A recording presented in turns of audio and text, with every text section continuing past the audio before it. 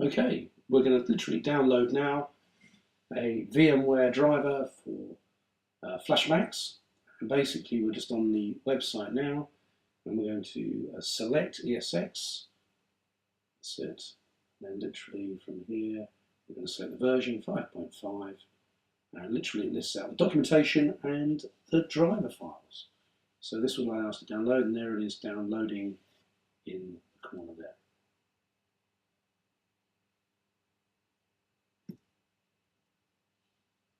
The next thing we're going to do is upload that VIB file onto a data store so we can actually access it on the VMware. And here we are running 5.5.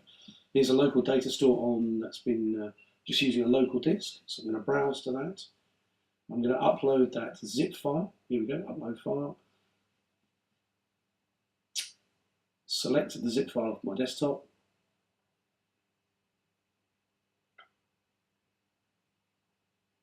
And there it goes, uploading it. Really straightforward. And it's placed on that data store. The next section is really easy. We're going to log in, ESXi, and this is the SSH. Please make sure you enable that under the security settings.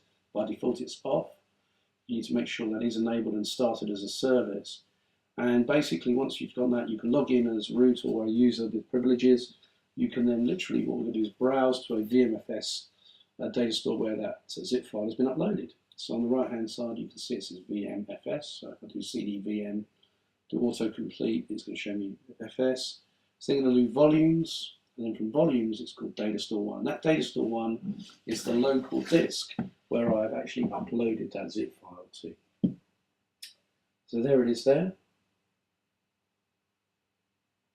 I'm now going to copy that to the TMP directory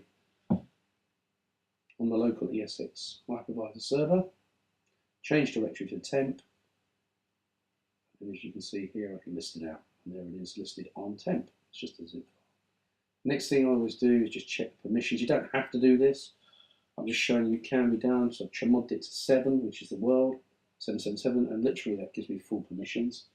And then literally what I'm going to do is just check that the card is actually being seen by VMware, and that's just as important from there. So this is like a hardware check, LS PCI.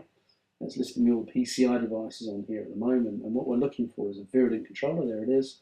So good news is that a card is installed successfully. It's being seen by the kernel inside VMware. We're going to then just resize the desktop. Just drag that corner in, and from the left, and it's resized now. Perfect. We'll just clear that so you can see this. We'll go clear. And then from there, ls, and there it is, the driver is ready to be installed. So we just use a really straightforward command, ESXi. Software vib install is the command, and it's actually listed above in the manual. You give it the full path, and this is really important, -d, the destination, the source where it's coming from. So /temp, and make sure you do type in exactly the full path of where the zip file is if you're not using temp. And then there's a thing called no sig check, which basically means don't worry about the file, it is genuine, and we'll go through the file and do any verification on it. So that will go, click OK. And that should display a message saying it's been successful. That's the driver, there it is, it's successful. It says reboot required is true, so please reboot the box. And literally you can do this either by the command line, or you can go and reboot the box, which I'm just going to do now and speed up this video, and do that by the GUI as well. So the GUI is probably the easiest place to go and do that. So let me just reboot the box. And literally once that is, then the driver is. So here we are, it's just rebooted.